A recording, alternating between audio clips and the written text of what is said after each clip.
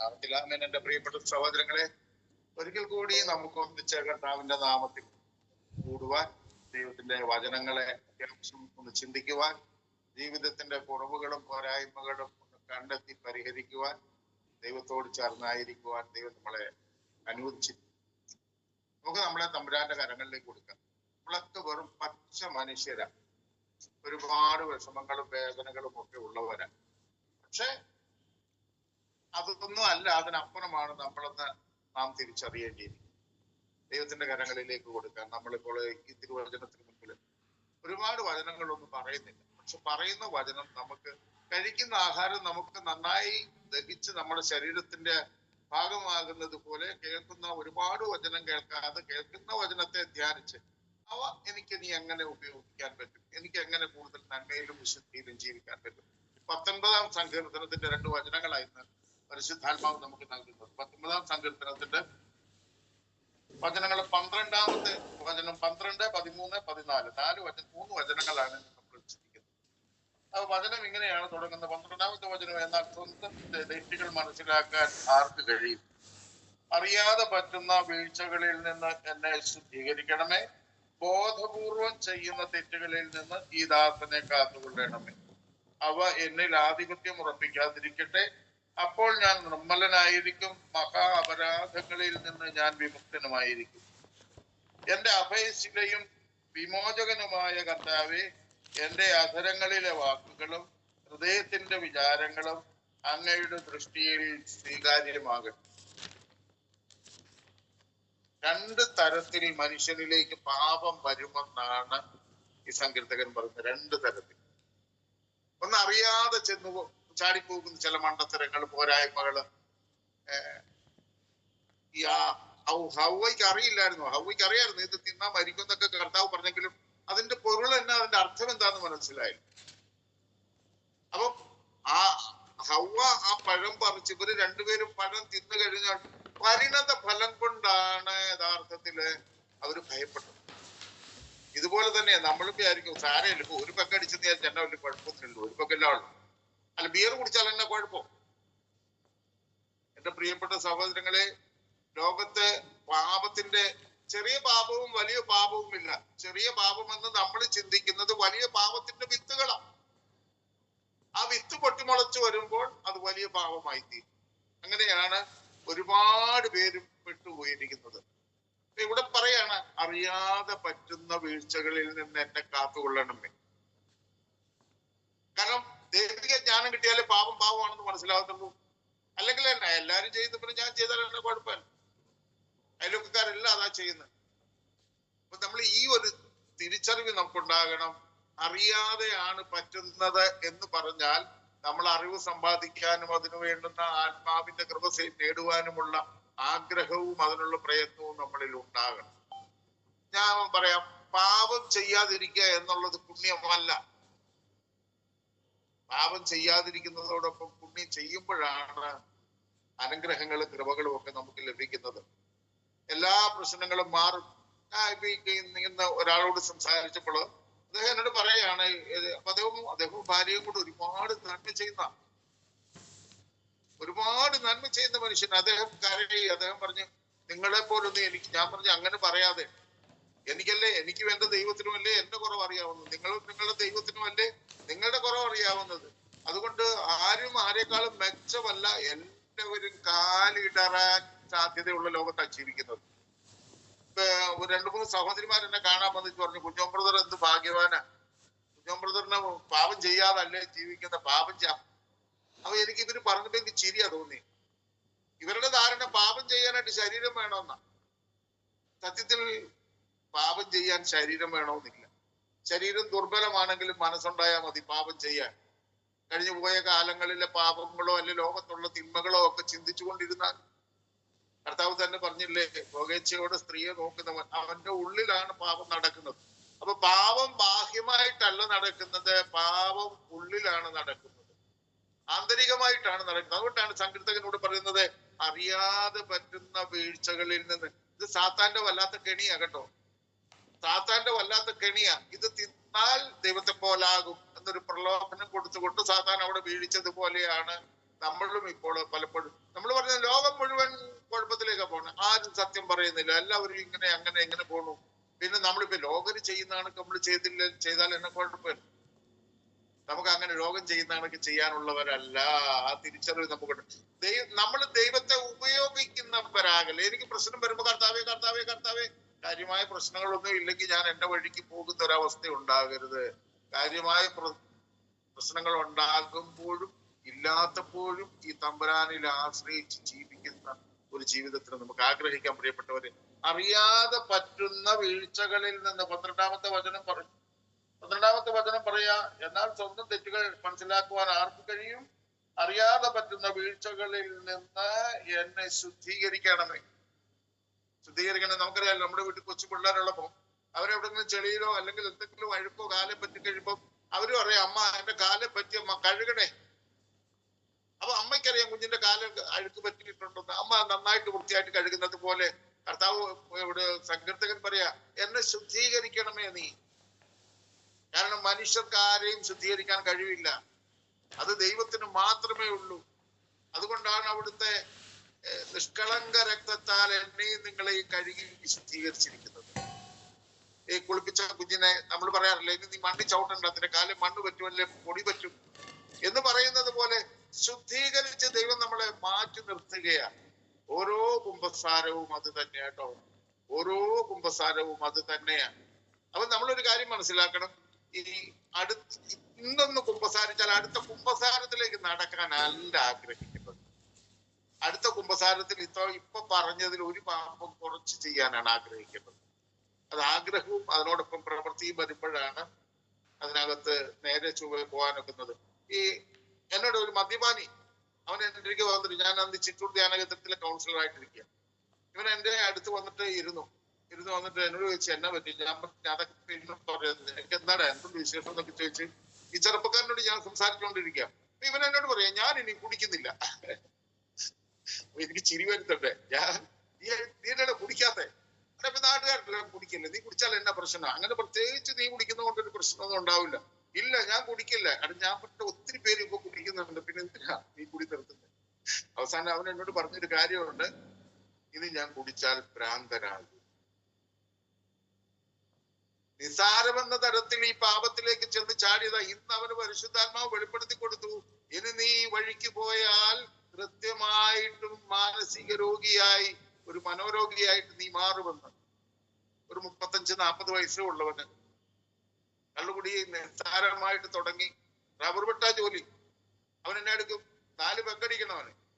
വീട്ടുകാരത്തി അറിഞ്ഞ് 2 പെക്കടിക്കാൻ അനുവാദം കൊടുത്തിട്ടുണ്ട്. അതുകൊണ്ട് ഒരു കുപ്പി വാങ്ങിച്ച് ഫ്രിഡ്ജിലും വെക്കും, മറ്റൊരു കുപ്പി കൊണ്ടുവന്ന് മുറ്റത്ത് കൂട്ടിയിട്ടേക്കുന്ന മണ്ണിനടി കുഴിച്ചിടും. സന്ധ്യയാകുമ്പോ പണിയെല്ലാം കഴിഞ്ഞ് കുളി കഴിഞ്ഞ് വന്ന് കുളിക്കാൻ പോകുമ്പോ 2 അടിച്ചിട്ട് വരും. ഭാര്യ പറഞ്ഞ അനുവാദമുള്ള 2 കൂടെ പിന്നടിക്കും. അപ്പൊ 4 പെക്കാകുമ്പോ ആളങ്ങ് വാറായി താഴേക്ക് പോവുക. അപ്പൊ ഭാര്യ ചേട്ടൻ ഇപ്പൊ 2 പെക്ക് അടിച്ചിട്ട് ഭയങ്കരമായിട്ട് വാറാകുന്നല്ലോ. അതടി ഇപ്പം അങ്ങനെ എങ്ങനെയാന്നെല്ലാം പറഞ്ഞേ. അപ്പൊ ഇങ്ങനെ വീട്ടുകാരത്തിയോട് പറഞ്ഞതിന്റെ ഇരട്ടി കഴിക്കുകയും ആ തിന്മയുടെ നാശത്തിൽ ചെന്ന് വീഴുകയും ചെയ്തു. അവസാനം അതിനകത്ത് രക്ഷപ്പെടത്തില്ല, ഇനി കുഴപ്പത്തിലേക്ക് പോകുമെന്ന തിരിച്ചറിവ് ദൈവത്തിന്റെ പരിശുദ്ധാത്മാവ് മനുഷ്യന് കൊടുത്തു. അപ്പൊ അദ്ദേഹം എൻ്റെ ഒരിക്കൽ വന്നിട്ട് നിങ്ങൾ കുറച്ചു നേരം വർത്താനം പറഞ്ഞ് അദ്ദേഹത്തെ കേട്ടു. ഞാൻ പരിശുദ്ധാത്മാവിനോട് ചോദിച്ചു, ഈ മനുഷ്യന് ഞാൻ എന്ത് ഉപദേശം കൊടുക്കേണ്ടത്? ഒരു മാനുഷിക ഉപദേശത്തിന് വലിയ വിലയില്ലല്ലോ. അപ്പൊ പരിശുദ്ധാത്മാവ് പറഞ്ഞു, പാപം ചെയ്യാതിരിക്കണമെങ്കിൽ അതിനെ ബാലൻസ് ചെയ്യുന്നത് പോലെ നന്മ ചെയ്യണമെന്ന് പറയാൻ പറഞ്ഞു. അപ്പൊ ഞാൻ ചോദിച്ചു, എങ്ങനെയൊക്കെയാ വേണ്ടത്? 4 കാര്യങ്ങൾ തീരുമാനിച്ചാൽ മദ്യപാനിയായ ഒരു മനുഷ്യൻ അതിൽ നിന്ന് പുറത്തു വരാൻ പറ്റും. ഇത് എന്റെ ബുദ്ധിക്കകത്ത് കുറിച്ചതല്ല, ദൈവത്തിന്റെ പരിശുദ്ധാത്മാവ് നൽകിയതാ. പെട്ടെന്ന് ഞാൻ ഈ സഹോദരനോട് പറഞ്ഞു, സഹോദര, ഇനി കുടിച്ചാൽ നീ വട്ടനാകും. ആ ഒരു ലെവലിലേക്ക് നിന്റെ ബോധമോ നിന്റെ ശരീരമോ പ്രവർത്തിക്കാൻ തുടങ്ങി എന്ന തിരിച്ചറിവ് ദൈവത്തിന്റെ പരിശുദ്ധാത്മാവ് നിനക്ക് നൽകി. അതെ ബ്രദറെ, അതുകൊണ്ടാണ് ഞാൻ ഭാര്യ പ്രത്യേകിച്ചൊന്നും നിർബന്ധിച്ചിട്ടല്ല, എനിക്ക് തോന്നിയത് കൊണ്ട് ഞാൻ വന്നതാ. ഞാൻ പറഞ്ഞു, നിനക്ക് തോന്നിയത് പരിശുദ്ധാത്മാവ് തോന്നിച്ചതാ. ഞാൻ പറഞ്ഞു, 4 കാര്യങ്ങൾ നീ ചെയ്താലേ ഈ പാപത്തെ കീഴടക്കാനൊക്കെ ഉള്ളൂ. അപ്പൊ അവൻ എന്നോട് ചോദിച്ചു, എന്താണ് ഈ 4 കാര്യങ്ങൾ? ഒന്ന്, ദൈവത്തോട് പറയണം, കർത്താവേ എനിക്കിത് വേണ്ട, എന്റെ ഈ പാപവാസനയെ നിന്റെ കരങ്ങളിൽ സമർപ്പിക്കുന്നു, ഇനി ഒരിക്കലും ഈ മദ്യപാനം എന്ന തിന്മ ചെയ്യാതെ ജീവിക്കാനുള്ള കൃപ നൽകണമേ. എന്നേക്കുമായി ഇത് നിന്റെ കരങ്ങളിൽ ഞാൻ ഉപേക്ഷിക്കുന്നു. ഈ ഉപേക്ഷിക്കുന്ന ആ സാഹചര്യത്തിൽ ആ ആ മനസ്സോടെ, ആ മനസാക്ഷിയോടെ ഇനിയും മര്യാദയ്ക്ക് ജീവിക്കാനുള്ള കൃപ നൽകണമേ. ഇനി ഒരു പാപം ചെയ്യുക എന്നതിനേക്കാൾ മരിക്കാനും സന്നദ്ധരെന്ന് മനസ്താപ പ്രകടനത്തിച്ചെല്ലുന്ന പോലെ നമ്മൾക്ക് തരത്തിൽ ആഴപ്പെട്ടിരിക്കുന്ന തിന്മ കർത്താവിനോട് പറയണം, കർത്താവ് ഈ വഴി ഇങ്ങനെ സംസാരിക്കാനോ ഇങ്ങനെ പ്രവർത്തിക്കാനോ എനിക്ക് ഇഷ്ടമില്ല, പക്ഷേ അതിനുള്ള സഹായം നീ എനിക്ക് നൽകണമേ. ഞാൻ ഇനിയും ഇത് ഉപയോഗിക്കുന്നില്ല, ഇനി ഉപയോഗിക്കാതെ ജീവിക്കാനുള്ള കൃപ നൽകണമേ എന്ന് പറഞ്ഞു കൊടുത്തു അദ്ദേഹം. അതും ആ പറഞ്ഞ ബ്രദറെ അങ്ങനെ തന്നെയാണ്, എനിക്കിത് വേണ്ട. രണ്ടാമത് ഞാൻ ഇങ്ങനെ പറഞ്ഞു, ജീവിതത്തിൽ ഒരിക്കലും ഞാൻ മറ്റൊരാൾക്ക് മദ്യം വാങ്ങിച്ചു കൊടുക്കില്ല. ഞാൻ പറഞ്ഞു നീ കുടിക്കുന്നില്ല, കാരണം ഇത് നാശമാണെന്ന് മനസ്സിലായി. നീ മറ്റൊരാൾക്ക് വാങ്ങിച്ചു കൊടുത്താൽ നീ കുടിക്കുന്നതിനേക്കാൾ ഭീകരമായ തിന്മയാണ്. അതുകൊണ്ട് ആ വലിയ തിന്മയുടെ ഭാരം നിന്റെ മേൽ ഉണ്ടാകാതിരിക്കണമെങ്കിൽ ജീവിതത്തിൽ നീ ആർക്കും മദ്യം വാങ്ങിച്ചു കൊടുക്കില്ല. രണ്ടാമത്തെ കാര്യം. മൂന്നാമത്തെ കാര്യം ഞാൻ ഇങ്ങനെ പറഞ്ഞു, മദ്യം എടുക്കുന്നിടത്ത് ഞാൻ നിൽക്കില്ല. അപ്പൊ അവൻ എന്നോട് പറഞ്ഞു, എന്റെ പൊന്നു ബ്രദറെ അത് വലിയ പാടാ. കാരണം എന്താ അറിയാമോ, ഒരുപാട് കല്യാണങ്ങളും മൗതീസായ്ക്കും ഒക്കെ വിളിക്കുമ്പോ അവിടെ ചെല്ലുമ്പോ തലേദിവസം ഒക്കെ ആയിട്ട് കുപ്പി പൊട്ടുന്ന ക്രിസ്ത്യാനിയുടെ ഒരു നാശം നോക്കിക്കോണേ. ഒരു പാപത്തിൽ നിന്ന് നമ്മുടെ കുഞ്ഞിനെ ശുദ്ധീകരിച്ച് വിശുദ്ധനാക്കിയിട്ട് ആ കുടുംബത്തിലോ അല്ലെങ്കിൽ ആ തലതൊട്ടപ്പനോ അല്ലെങ്കിൽ അതുപോലുള്ള ആൾക്കാരല്ലേ കൊച്ചിന്റെ അപ്പനോ ആ സഹോദരങ്ങളോ ആരെങ്കിലും മദ്യപിക്കുമ്പോൾ സ്വർഗത്തിന്റെ ഒരു കരച്ചിലുണ്ട്. നമ്മൾ എന്താ ചെയ്യുന്നത് നമുക്ക് തന്നെ ബോധമില്ലാത്ത തരത്തിലാണ്. കൊച്ചിനെ കുളിപ്പിച്ച് കരയിൽ വെച്ചിട്ട് അപ്പൻ അഴുക്കിനകത്തേക്ക് ചാടുക. മദ്യപാനി സ്വർഗരാജ്യം അവകാശപ്പെടുത്തില്ല. ഈ കൊച്ചിനെ വിശദീകരിച്ച് സ്വർഗത്തിൽ കയറ്റാനായിട്ട് ഒരുങ്ങിയേച്ചും അപ്പൻ അപകടത്തിൽ, സഹോദരങ്ങൾ അപകടത്തിൽ ചാടുന്നു. അപ്പം മദ്യം എടുക്കുന്നിടത്ത് ഞാൻ നിൽക്കില്ല. അപ്പൊ എന്നോട് പറഞ്ഞു, ബ്രദറെ നമുക്ക് പലപ്പോഴും അത് ഒഴിവാക്കാൻ ഒക്കത്തില്ല, നമ്മൾ കുടിക്കാൻ നിന്ന. ഞാൻ പറഞ്ഞ സഹോദര, കുടിക്കാതെ മദ്യപാനം ഉണ്ടായിരുന്ന ആള് മദ്യപാനം നിർത്തിയിട്ട് മദ്യം എടുക്കുന്നിടത്ത് നിന്നാൽ തലയും കുത്തി നീ അതിനകത്ത് വീണിരിക്കും, അല്ലെങ്കിൽ സാത്താൻ നിന്ന് വീഴ്ത്തിയിരിക്കും. അതുകൊണ്ടാണ് പാപവും പാപ സാഹചര്യങ്ങളും ഉപേക്ഷിക്കണമെന്ന് പറയുന്നത്. ഞാൻ പറയും, എനിക്ക് മനസ്സിലായ ഒരു കാര്യം പറഞ്ഞു തരാം. നീ ഇങ്ങനെ മനസ്സിലാക്കിക്കോണം. വൈകുന്നേരങ്ങളിൽ നമ്മുടെ ബന്ധു വീട്ടിലെ കല്യാണം, അവിടെ ചെന്നപ്പോൾ കുപ്പി എടുക്കുന്നു. നമ്മൾ അവിടെ ഉപദേശിച്ചാൽ ഏക്കത്തില്ല. അതുകൊണ്ട് അവരോട് പറയണം, എനിക്കൊരു അത്യാവശ്യ കാര്യമുണ്ട്, ഞാൻ ഇപ്പൊ വരാമെന്ന് പറഞ്ഞ് അങ്ങ് മുങ്ങിയേക്കണം. പിന്നെ ആ രാത്രി നീ ആ വീട്ടിൽ കയറല്ലേ, കാരണം ഇതിന്റെ ബാക്കിയെങ്കിലും അവരവിടെ വെച്ചേക്കും. ഒരു കാരണവശാലും നീ തൊടല്ലേ, അത് ഇച്ചിരി പാടുള്ള കാര്യമാണ്. ഭാര്യ വീട്ടിലാണ് നടക്കുന്നെങ്കിൽ ഭാര്യ വീട്ടിൽ നിന്ന് വരുമാനം ഇറങ്ങിപ്പാനം പോകും. ഞാൻ പറഞ്ഞ്, അത് നീ പാപം ചെയ്യാതിരിക്കണമെങ്കിൽ ഇറങ്ങി പോയേ പറ്റൂ. അവൻ പറഞ്ഞ് അത് മനസ്സിലായി. അപ്പം ആദ്യം വേണ്ട, കർത്താവെ നീ എന്നെ സഹായിക്കണം ഈ തിന്മയിൽ നിന്ന് പുറത്തു വരാൻ. രണ്ടാമത്തത് ഞാൻ നിങ്ങളോട് പറഞ്ഞത്, ജീവിതത്തിൽ ഒരിക്കലും ഞാൻ മറ്റൊരാൾക്ക് മദ്യത്തിന് കാശ് കൊടുക്കില്ല, വാങ്ങിച്ചു കൊടുക്കില്ല, മദ്യവും വാങ്ങിച്ചു കൊടുക്കില്ല. മൂന്നാമത്തേത്, പാപ സാഹചര്യം മദ്യം എടുക്കുന്ന സ്ഥലത്ത് നിന്ന് ഓടി ഞാൻ. നാലാമതൊരു കാര്യം കൂടെ. ഈ മൂന്ന് കാര്യത്തിൽ നിലനിൽക്കണമെങ്കിൽ നാലാമതൊരു കാര്യം, ഒരു നന്മ ചെയ്യണം. ഞാൻ അവനോട് ചോദിച്ചു, നിങ്ങളുടെ വീടിനടുത്തെങ്ങാനും ഗവൺമെന്റ് ആശുപത്രിയോ അതുപോലുള്ള സ്ഥാപനങ്ങളുണ്ടോ? അവർക്ക് കുറച്ച് ദൂരെ ഒരു ആശുപത്രി ഉണ്ട്. ഞാൻ പറഞ്ഞു, ഞായറാഴ്ച ദിവസം നീ അവിടം വരെ പോകണം. ഞാൻ ചോദിച്ചേട്ടാ, ഒരു ദിവസം നിനക്ക് എത്ര രൂപ വേണം? എന്നോട് പറഞ്ഞൊരു 350 രൂപ 400 രൂപയ്ക്ക് അടുത്ത് ഞാൻ കുടിക്കും. ഞാൻ പറഞ്ഞു, അത്രയൊന്നും വേണ്ട, ഒരു പൊതി ചോറിന്റെ കാശ് ഒരു ദിവസം നീ മാറ്റി വെക്കണം, ഈ മദ്യപാനം ഇല്ലാതിരുന്നാൽ. എന്നിട്ട് നീ ആർക്കെങ്കിലും ഒരു പൊതി ചോറിനുള്ള കാശ് കൊടുക്കണം. അപ്പൊ അവൻ പറഞ്ഞു, ചേട്ടാ അത് ഞങ്ങളുടെ നാട്ടിലൊന്നും ഇങ്ങനെ ഉണ്ണാനൊന്നും ആളെ കിട്ടുകയല്ല, അങ്ങനെ വിശന്ന് വരുന്നവരാരും ഇല്ല, ഒത്തിരി യാത്ര ചെയ്യുന്ന സ്ഥലമല്ല ഞങ്ങളുടെ വീടിന്റെ പരിസരങ്ങള്. അപ്പൊ ഞാൻ പറഞ്ഞു, നീ ഒരു കാര്യം ചെയ്യണം, ഞായറാഴ്ച രാവിലെ പള്ളി പോകും. ഞാൻ എല്ലാ ഞായറാഴ്ച പള്ളി പോകും. എന്നാൽ രാവിലത്തെ കുർബാനയും കഴിഞ്ഞിട്ട് അടുത്തുള്ള ഗവൺമെന്റ് ആശുപത്രികളോ അല്ലെങ്കിൽ ആതുരാലയങ്ങളോ എവിടെയെങ്കിലും ഉള്ളിടത്ത് ഒന്ന് പോവുക.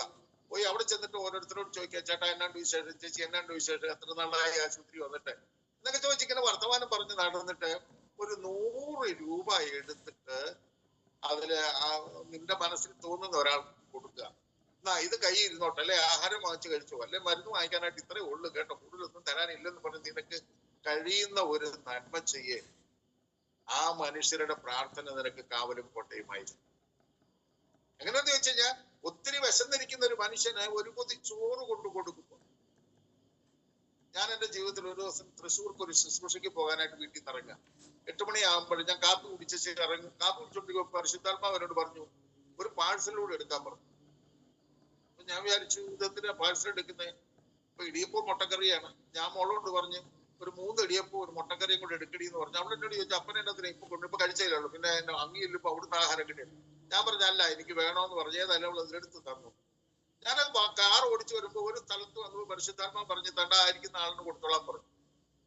ഞാൻ പറഞ്ഞത് ഞാൻ ചെയ്തൊരു വലിയ കാര്യം പറയുന്നതല്ല. ഞാൻ ആ മനുഷ്യനെടുത്ത് കൊടുക്കുമ്പോ അയാൾ നെഞ്ചത്തോട്ട് കൈവച്ച് ഇങ്ങനെ മുകളിലേക്ക് ഒരു നോട്ടം നോക്കുന്ന കണ്ടു. എന്റെ ദൈവമേ, ഇന്ന് പട്ടിണിയായിരിക്കും എന്ന് വിചാരിച്ചു, നീ എനിക്ക് ആഹാരം തന്നല്ലോ. അപ്പൊ അദ്ദേഹത്തിന്റെ പ്രാർത്ഥന എന്റെ വഴികളിലും എന്റെ ജീവിതത്തിലും എന്റെ ശിരസിന് മുകളിൽ അനുഗ്രഹമായി വീഴും. ഹല്ലേലൂയ. എന്റെ പ്രിയപ്പെട്ട സഹോദരങ്ങളെ, അറിയാതെ പറ്റുന്ന വീഴ്ചകളിൽ നിന്ന് എന്നെ ശുദ്ധീകരിക്കണമേ. ബോധപൂർവം ചെയ്യുന്ന പാപങ്ങളിൽ നിന്ന് ഈ ദാസനെ കാത്തുകൊള്ളണമേ. 13ാമത്തെ വചനം പറയാണ്, ബോധപൂർവം ചെയ്യുന്ന തെറ്റുകളിൽ നിന്ന് ഈ ദാസനെ കാത്തുകൊള്ളണമേ. അവ എന്നിൽ ആധിപത്യം ഉറപ്പിക്കാതിരിക്കട്ടെ. ഇത് പാപം ആധിപത്യം ഉറപ്പിക്കും. അതായത് ചെറിയ പാപം ചെയ്ത് ഒരു അഡ്വാൻസ് കൊടുത്തു, പാപം നിരന്തരം ചെയ്ത് അതിനകത്ത് സ്ഥിരതാമസമാക്കും. അങ്ങനെ വല്ലതും നമ്മുടെ മനസ്സിലുണ്ടെങ്കിൽ, ഇത് നമുക്ക് ഇഷ്ടമില്ലാത്ത ഒരാളല്ലേ, നമ്മളെ ആരെങ്കിലും വേദനിപ്പിച്ചു, അല്ലെങ്കിൽ നമ്മളെ ഒറ്റപ്പെടുത്തി, നമ്മളെ തട്ടിച്ചു, നമ്മളെ പറ്റിച്ചു, നമ്മളോട് വിശ്വസ്തത കാണിച്ചില്ല എന്നുള്ള ഒരു ചെറിയ ചിന്ത, ആ ചിന്തകളെ അതിങ്ങനെ നമ്മുടെ ബോധപൂർവം ചെയ്യുന്ന തിന്മകളിൽ നിന്ന് ഈ ദാസനെ അവ എന്നിൽ ആധിപത്യം ഉറപ്പിക്കും. ഈ കുടുംബജീവിതത്തിലെ കലഹങ്ങളുടെ എല്ലാം പ്രത്യേകത എന്താ? ഭാര്യ ഭർത്താവിനോ ഭർത്താവ് ഭാര്യയ്ക്കോ എതിരെ സംസാരിക്കുന്ന ചില കാര്യങ്ങളില് നമ്മളിങ്ങനെ, എന്നാലും ഞാൻ പറഞ്ഞിട്ട് അവള് കേട്ടില്ലല്ലോ, അല്ലെങ്കിൽ എന്റെ ഭർത്താവ് എന്നെ കേട്ടില്ലല്ലോ എന്നുള്ളൊരു വിഷമം വെച്ചുകൊണ്ട് പയ്യെ ചിന്ത തുടങ്ങും. പിന്നെ കാണുന്നതെല്ലാം നെഗറ്റീവേ സാത്താൻ നമ്മളെ കാണിച്ചു തരുന്നുള്ളൂ. ഈ മനുഷ്യന് 10,000 നന്മയുണ്ട്, ഒരു ചെറിയ പോരായ്മ ഉണ്ടെങ്കിലും ഭാര്യയെ കാണിച്ചു കൊടുക്കുന്ന ഈ പോരായ്മ, അത് ഭാര്യയിൽ ഉണ്ടായാലും തിരിച്ച് ഭർത്താവിന് കാണിച്ചു കൊടുക്കുന്നത് ഇതാ. അപ്പൊ അത് ബോധപൂർവം ചെയ്യുന്ന, കുറെ കഴിയുമ്പം ഇതിനെ നമുക്ക് മാറ്റാൻ പറ്റാതെ വരും. ശരിക്കും നമ്മൾ കത്തോലിക്കരെന്ന് പറയും, എന്ത് ഭാഗ്യമുള്ള മനുഷ്യരാണെന്നറിയാവും. എന്തുമാത്രം ഭാഗ്യമുള്ള മനുഷ്യരാണ്.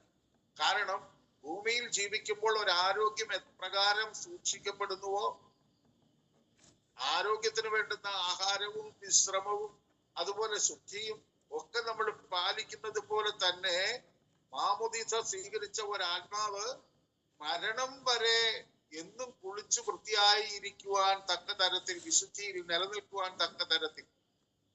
ഒന്ന് ചിന്തിച്ചു നോക്കിയേ, എന്നെയും നിങ്ങളെ മാമോദീസ മുക്കിയപ്പോ ഞാൻ 8ാം മാസത്തിൽ ജനിച്ച കുഞ്ഞ്, അതുകൊണ്ട് ജനിച്ച അന്ന് തന്നെ മാമോദീസ മുക്കാൻ പറ്റും. കാരണം മരിച്ചു പോകും തോന്നിയതുകൊണ്ട് പെട്ടെന്ന് വീട്ടുമാമോദീസ എന്ന് പറഞ്ഞാൽ മാമോദീസ തന്നെയാണ്. പിന്നെ ദേവാലയത്തിൽ കൊണ്ടുപോയി സമർപ്പണം ഒക്കെ ഉള്ളൂ. അപ്പം അന്ന് തന്നെ വിശുദ്ധീകരിക്കപ്പെട്ടു എന്റെ ആത്മാവ്. പിന്നെ ഈ ആത്മാവ് കുടികൊള്ളുന്ന ഈ ശരീരത്തിൽ ഞാൻ ഈ ഭൂമിയിൽ ജീവിക്കുന്നിടത്തോളം കാലം വിശുദ്ധൻ മാമോദീസായിലൂടെ പിറന്നു. അങ്ങനെയാണെങ്കിൽ ഇപ്പൊ എനിക്ക് 68 വയസ്സുണ്ട്. ഈ 68 വയസ്സ് പ്രായമുള്ള ഒരു വലിയ വിശുദ്ധനായില്ലേ നിൽക്കേണ്ടത്? നമുക്കറിയാം, ഒരു ആഞ്ഞിലിപ്പുരു കുഴിച്ചിട്ടാൽ അതൊരു ആഞ്ഞിലി ചെടിയായി വളർന്ന് അതൊരു കമ്പായി മരമായി അതങ്ങനെ വളർന്ന് 100 കൊല്ലം കഴിഞ്ഞ് ഒരു ആഞ്ഞിലി വെട്ടിയാൽ അതിനകത്ത് എന്തുമാത്രം കാതല് കാണും, ഇത് വിലയുള്ളതായി മാറും. അങ്ങനെയാണെങ്കിൽ മാമോദീസയിൽ കിട്ടിയ വിശുദ്ധിയോടെ ജീവിക്കാൻ മാതാപിതാക്കളും ജ്ഞാനസ്നാന മാതാപിതാക്കളും ഏറ്റെടുത്ത്, മാതാപിതാക്കളിലൂടെ കൂടപ്പിറപ്പുകളിലൂടെ അയൽക്കാരിലൂടെ സഭയിലൂടെ വളർന്നു വന്ന് വലിയ കാതലുള്ള വിശുദ്ധരായി തീരാനാണ് നമ്മളെ ദൈവം വിളിച്ചിരിക്കുന്നത്. അതിനുള്ള ബോധവും ബോധ്യവുമാണ് കത്തോലിക്ക സഭയിലൂടെ നമുക്ക് കിട്ടുന്നത്. പക്ഷെ നിങ്ങളും ഞാനും ഒന്ന് ചിന്തിച്ചു നോക്കിയേ, നമ്മളെവിടെയാ നിൽക്കുന്നതെന്ന്. 68 വയസ്സുള്ള ഒരു വലിയ വിശുദ്ധനായിരിക്കണം ഞാൻ.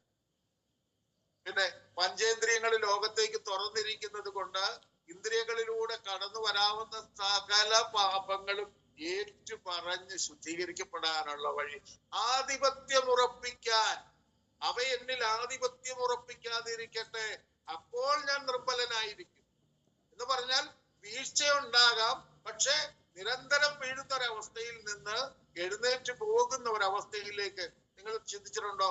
ലോകത്ത് പാപം ചെയ്യാത്തവരാരാണ്? നീതിമാൻ ആരുമില്ല, ഒരുവൻ പോലും ഇല്ലെന്ന് ദൈവവചനം പറയുന്നു. എല്ലാവരും വഴി വിട്ടുപോയിരിക്കുന്നു. പക്ഷേ എല്ലാവരും വീണവരാരും വീണടത്ത് കിടന്നിട്ടില്ല. നമ്മൾ യാത്ര ചെയ്യുന്ന വഴികളിൽ എത്രയോ മനുഷ്യർ വീണിട്ടുണ്ട്. ആരെങ്കിലും അവിടെ കിടന്നിട്ടുണ്ടോ? ഒരിക്കലും ഇല്ല.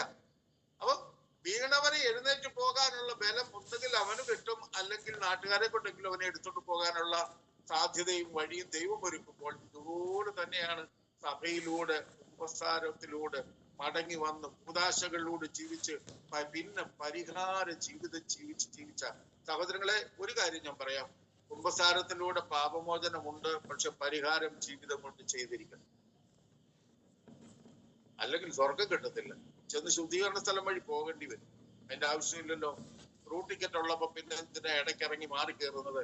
അതുകൊണ്ട് നമ്മളുടെ ജീവിതം കൃത്യമായിട്ടും പാപം ചെയ്യാതിരിക്കുകയല്ല, പുണ്യം ചെയ്യുന്ന ഒരവസ്ഥ ഉണ്ടാകണം. നമുക്കറിയാം, സമാധാനം ഉണ്ടാക്കുന്നവർ ഭാഗ്യവാന്മാർ, അവർ ദൈവത്തിന്റെ പുത്രന്മാരെന്ന് വിളിക്കപ്പെടും. ഞാൻ ഈ ഒരു പുസ്തകം വായിച്ചപ്പോൾ അതിനകത്ത് വളരെ മനോഹരമായിട്ട് എഴുതിയിരിക്കുന്നു. ഒരു 20 കൊല്ലം മുമ്പ് നടന്ന സംഭവമാണ്. റോഡ് സൈഡിൽ ഒരു വാഹനം നിർത്തിയിട്ടേക്കുന്നു, ഒരു പ്രൈവറ്റ് ബസ് നിർത്തിയിട്ടേക്കുന്നു. ആ വാഹനത്തിൽ വല്ലാത്ത ബഹളം. എന്താ കാര്യമെന്ന് ചോദിച്ചപ്പോൾ അവര് പറഞ്ഞു, ഒരാളുടെ ടിക്കറ്റ് എടുക്കാതെ യാത്ര ചെയ്തു. അയാളെ നോക്കുമ്പോ ഒരു പ്രായമുള്ള മനുഷ്യനാണ്. ആ മനുഷ്യനോട് പറയുന്നു, ഒന്നുകിൽ കാശ് തരണം, അല്ലെങ്കിൽ നിങ്ങൾ ഇപ്പൊ ഇവിടെ ഇറങ്ങണം. വഴിയാത്ര പകുതിയേ ആയിട്ടുള്ളൂ. അദ്ദേഹം പറഞ്ഞു, മോനെ ഞാൻ ടിക്കറ്റ് എടുത്താണ്, എന്റെ ഇത് പറന്നുപോയി തന്റെ കള്ളത്തരമാണ്. അപ്പൊ ബസ്സിൽ അങ്ങനെ ഒരു പ്രശ്നം, ബസ് അങ്ങനെ സൈഡിൽ നിർത്തിയിരിക്കുന്നു. ഇദ്ദേഹത്തെ പിടിച്ചിറക്കാൻ ഒരുങ്ങുമ്പോൾ ആ വണ്ടിയുടെ സൈഡിൽ കൂടി നടന്നു പോകുന്ന ഒരാൾ ചോദിച്ചു, എന്താ വണ്ടിയുടെ പ്രശ്നം? അപ്പൊ കണ്ടക്ടർ പറഞ്ഞു, ഇയാൾ ടിക്കറ്റ് ഇല്ലാതെ യാത്ര ചെയ്ത് ഇയാളെ ഇവിടെ ഇറക്കാൻ അത് കാരണം അങ്ങനെ എങ്ങനെയാന്നെല്ലാം പറഞ്ഞു. വണ്ടി യാത്ര ചെയ്യുന്നവരെല്ലാം വിഷമിച്ചിരിക്കുക. കാരണം വണ്ടി കുറച്ചു നേരം അവിടെ നിർത്തിയിട്ടു. അവസാനം ഈ പുറത്ത് നിന്ന ചുമട്ടുതൊഴിലാളിയായ മനുഷ്യൻ തന്റെ പോക്കറ്റിൽ നിന്ന്, എത്ര രൂപയുടെ ടിക്കറ്റാ സാറേ? അപ്പൊ പറഞ്ഞു, 1 രൂപ 70 പൈസയുടെ ടിക്കറ്റ്. എങ്ങനെ കേട്ട? അദ്ദേഹം എന്നെ എടുത്തൊരു 5 രൂപ നോട്ട് എടുത്ത കണ്ടക്ടറെ കൊടുത്തിട്ട് പറഞ്ഞു, വേണ്ടേ അദ്ദേഹത്തിന്റെ ടിക്കറ്റും കൊടുക്ക്, ബാക്കി ചില്ലറ കാശ് ആ അപ്പച്ചന്റെ കൊടുത്തൊക്കെ എന്ന് പറഞ്ഞിട്ട് ഈ മനുഷ്യൻ ആ റോഡ് സൈഡിൽ കൂടെ അങ്ങ് നടന്നു പോകുക. അപ്പൊ ഇത്രയെല്ലാം കേട്ട് കഴിഞ്ഞപ്പോ വണ്ടിക്കകത്തിരുന്നവർക്കെല്ലാം വലിയ അത്ഭുതം. മറ്റൊരാളിന്റെ കടം വീട്ടാൻ സ്വന്തം പോക്കറ്റില് കൂലിപ്പണിക്കാരനായ ഒരു മനുഷ്യൻ തന്റെ കാശ് കൊടുക്കുമ്പോൾ അതിൽ നിന്ന് ഉരുത്തിരിഞ്ഞ് പുറത്തു വരുന്ന ജീവനുള്ള ഒരു വചനമാ. എന്താണ്? സമാധാനം ഉണ്ടാക്കുന്നവർ ഭാഗ്യവാന്മാർ, അവർ ദൈവത്തിന്റെ പുത്രന്മാരെന്ന് വിളിക്കപ്പെടും. 5 രൂപ ഒരാൾക്ക് നഷ്ടപ്പെട്ടപ്പോൾ അയാളുടെ പേര് മാറിയത്, അദ്ദേഹത്തിന്റെ പേര് മാറിയത് ദൈവത്തിന്റെ പുത്രൻ എന്നാ. എനിക്കല്ല, എന്റെ ആരും അല്ലല്ലോ എന്ന വിചാരത്തിലല്ല നമ്മൾ ജീവിക്കേണ്ടത് എന്നും. എല്ലാ കാര്യങ്ങളിലും കൈയിട്ട് വരണോ എന്നല്ല പറഞ്ഞത്. നമ്മൾ മനഃപൂർവ്വം ചില കാര്യങ്ങളൊക്കെ ചെയ്തേ പറ്റൂ. അത് ചെയ്തില്ലെങ്കിൽ നമ്മൾ ക്രിസ്ത്യാനിയാണെന്ന് പറഞ്ഞ പേരുകൊണ്ടേ ഉള്ളൂ, പ്രവൃത്തി കൊണ്ട് ക്രിസ്ത്യാനി അല്ലാതെ പോകും. അങ്ങനെ ഒരിക്കലും വരില്ലേ. നമ്മൾ ദൈവത്തെ ഉപയോഗിക്കുന്ന മക്കളാകരുതേ, ദൈവം ഉപയോഗിക്കുന്ന മക്കളാകണം. ദൈവം ഉപയോഗിക്കുന്ന മക്കളാകണം. നമ്മൾ ദൈവത്തെ ഉപയോഗിക്കുന്ന എനിക്ക് വേണം, എനിക്ക് വേണം, അത് വേണം, ഇത് വേണം, രോഗശാന്തി വേണം, എല്ലാം ഇത് ഇങ്ങോട്ട് കിട്ടിക്കോട്ടെ. അതല്ല, ചില ജീവിതത്തിന്റെ പ്രയാസങ്ങളും പ്രശ്നങ്ങളും പരാതിയില്ലാതെ സഹിച്ച് അതൊരു പരിഹാര ബലിയായിട്ടും നമ്മുടെ മാതാപിതാക്കളുടെയോ കൂടപ്പുറപ്പുകളുടെയോ അല്ലെങ്കിൽ മക്കളുടെയോ ഏതെങ്കിലും ഒക്കെ പോരായ്മയ്ക്ക് വേണ്ടി നമ്മളുടെ സഹനങ്ങളോ നമ്മുടെ സങ്കടങ്ങളോ നമ്മുടെ ഒറ്റപ്പെടലുകളോ കാഴ്ചവെച്ച് നോക്കിക്കേ. അപ്പൊ മനസ്സിൽ പ്രശ്നം മുന്നിലുണ്ടാകും, പക്ഷെ ഭാരം ഉണ്ടാവില്ല. പല മനുഷ്യരും എന്നെ വിളിച്ചിട്ട് ഇങ്ങനെ പറയാറുണ്ട്, എന്റെ കുഞ്ഞു ബ്രദറെ ഒരു രക്ഷയില്ല, ഒരു പോളം കണ്ണടയ്ക്കാൻ പറ്റുന്നില്ല, വേദനയൊന്നും അല്ല, ശാരീരിക പ്രശ്നങ്ങളൊന്നും അല്ല, എന്തോ ഉറക്കം വരുന്നില്ല, പിന്നെ ചെയ്യും ചാച്ചിരിക്കും. കുഞ്ഞു ബ്രദറെ അങ്ങനെ ചിരിക്കാതെ, എന്താ ഇതിന് എന്നാ ചെയ്യണ്ടേ? അപ്പൊ ഞാൻ പറഞ്ഞു, ഇതിപ്പോ ഞാൻ എന്നാ പറഞ്ഞുതരാൻ, എനിക്ക് ഉറക്കമില്ലാത്ത അവസ്ഥ വരും. അപ്പൊ എനിക്ക് ഉറക്കമില്ലാത്ത അവസ്ഥ വരുമ്പോ ഞാനെന്ത് ചെയ്യുമെന്ന് പറഞ്ഞു തരട്ടെ? എന്നാ അതെങ്കിലും പറ. അപ്പൊ ഞാൻ പറയും, എനിക്ക് ഉറക്കമില്ലാതെ വരുമ്പോൾ ഞാനിങ്ങനെ എഴുന്നേക്കും. ശാരീരിക വിഷമവും വേദനയൊക്കെ വരുമ്പോൾ കുറെയൊക്കെ മറിഞ്ഞ് തിരിഞ്ഞൊക്കെ കിടക്കും, എന്നിട്ട് എഴുന്നേറ്റിരുന്നിട്ട് ഞാൻ എന്റെ മനസ്സിൽ ഇങ്ങനെ, കർത്താവേ, ഇപ്പോൾ ഈ സമയത്ത് സഹിക്കുന്ന ഈ സഹനം, കൊടിയ പാപത്തിൽ ജീവിക്കുന്ന, മദ്യപാനത്തിൽ ജീവിക്കുന്ന, തകർച്ചയിൽ ജീവിക്കുന്ന ഒരാത്മാവിന് വേണ്ടി ഞാൻ കാഴ്ചവെക്കുന്ന കർത്താവേ, അവരോട് കരുണയായിരിക്കണമേ. കാരണം എന്താ? എനിക്ക് ഒരുപാട് കടമുണ്ടെന്ന് അറിഞ്ഞ ഒരു മനുഷ്യൻ എന്റെ കടം മുഴുവൻ വീട്ടുകയാണെങ്കിൽ കാശ് കൊടുക്കുന്നത് അയാളാണെങ്കിലും എനിക്ക് വിടുതൽ കിട്ടുന്നത് പോലെ എന്റെ സഹനമോ, എന്റെ സങ്കടമോ, എന്റെ ഉറക്കമില്ലായ്മയോ, എന്റെ കഷ്ടമോ, എന്റെ നഷ്ടമോ പരാതിയില്ലാതെ ഏറ്റെടുക്കാൻ സാധിച്ചാൽ ജീവിത പങ്കാളിയെ, മക്കളെ, കൂടപ്പുറപ്പുകളെയൊക്കെ സ്വർഗത്തിൽ കൊണ്ടുവരാൻ നമുക്ക് സാധിക്കും. ദൈവത്തിന് എന്ത് ഇഷ്ടമാണെന്നറിയാമോ? ദൈവത്തിന് എന്ത് ഇഷ്ടമാണെന്നറിയാമോ? കർത്താവ് തന്നെ പറഞ്ഞില്ലേ, സ്വന്തം ജീവൻ സഹോദരന് വേണ്ടി കൊടുക്കുന്നവൻ. നമുക്ക് ജീവൻ കൊടുക്കാനൊന്നും അങ്ങനെയുള്ളതൊന്നും അല്ലെങ്കിൽ നമുക്ക് കിട്ടിയ അറിവ് അനുസരിച്ച് കഴിയുന്ന നന്മ ചെയ്ത് നിരന്തരം ജീവിക്കാനായിട്ട് വിളിക്കപ്പെട്ടവരാണ്. അതുകൊണ്ട് ദൈവത്തെ ഉപയോഗിക്കുന്നവരല്ല, ദൈവം ഉപയോഗിക്കുന്ന മക്കളായി തീരുവാനുള്ള വലിയ ഭാഗ്യമാണ് നമുക്ക് ആവശ്യം. അത് ദൈവത്തിന്റെ പരിശുദ്ധാത്മാവ് നമുക്ക് നൽകും. അപ്പോഴേ അതിനുള്ള പ്രത്യേകത എന്താണെന്നറിയാമോ? പാപം ചെയ്യാതിരിക്കാൻ പുണ്യം ചെയ്തുകൊണ്ടിരിക്കും. എന്തുകൊണ്ടാണ് ബൈബിള് പറയുന്നത് നീ ഒറ്റപ്പെട്ട് നടക്കരുത്, വഴിക്കവലകളിലെ ചുമ്മാതെ ചുറ്റിത്തിരിയല്ലേ? കാരണം അവിടെ എല്ലാം പ്രലോഭകനുണ്ട്. രണ്ട് കാര്യങ്ങൾ ക്രിസ്ത്യാനിക്ക് തിരിച്ചറിവില്ലാതെ ജീവിക്കുന്നുണ്ട്. എന്താണ് രണ്ട് കാര്യങ്ങള്? കാരണം കർത്താവ് ഭൂമിയിലെ മനുഷ്യനെ പ്രാർത്ഥിക്കാൻ പഠിപ്പിച്ച ഒറ്റ പ്രാർത്ഥനയെ ബൈബിളിലുള്ളൂ, സ്വർഗസ്ഥനായ പിതാവേ എന്ന പ്രാർത്ഥന. അതിലെ രണ്ട് കാര്യങ്ങൾ ഞാൻ നിങ്ങൾ ശ്രദ്ധിക്കാതെ പ്രാർത്ഥിക്കുക. സ്വർഗസ്ഥനായ പിതാവേ ഞങ്ങളുടെ ആഹാരം തരണം എന്നൊക്കെ ഇങ്ങനെ പറഞ്ഞിട്ട് അവസാന ഭാഗത്തേക്ക് വരുമ്പോ ദുഷ്ടാരൂപിയിൽ നിന്ന് ഞങ്ങളെ കാത്തുകൊള്ളണമേ എന്ന് പിതാവിനോട് സംരക്ഷണം ചോദിച്ചു വാങ്ങാനാ പറഞ്ഞിരിക്കുന്നത്. യേശുക്രിസ്തു പഠിപ്പിച്ചതാ. ദൈവത്തിന്റെ പുത്രൻ പറയുകയാണ്, അപ്പനെ വിളിച്ചിട്ട് പറ ഈ ദുഷ്ടാരൂപിയിൽ നിന്ന് ഞങ്ങളെ കാത്തുകൊള്ളണമേ എന്ന് അപ്പനോട് പ്രാർത്ഥിച്ചോളാൻ പറഞ്ഞു. എന്താണ് അതിന്റെ അർത്ഥം? ഈ ഭൂമിയിൽ ഇഷ്ടം പോലെ ദുഷ്ടാരൂപികളുണ്ട്.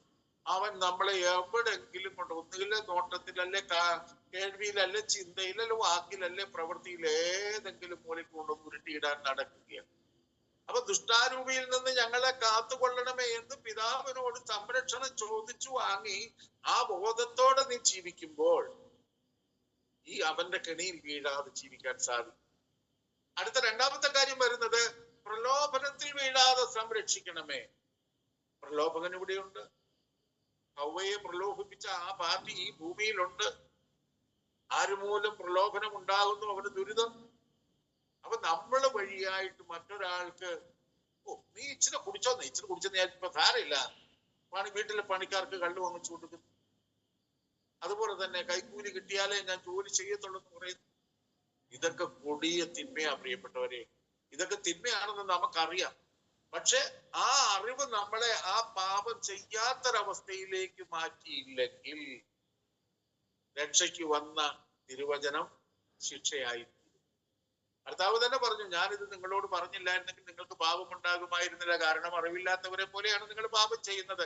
എന്നാൽ ഞാൻ നിങ്ങളോട് പറഞ്ഞിരിക്കുന്നു, എനിക്ക് നിങ്ങൾക്ക് പല കാര്യങ്ങളും വെളിപ്പെട്ട് കിട്ടിയിരിക്കുന്നു.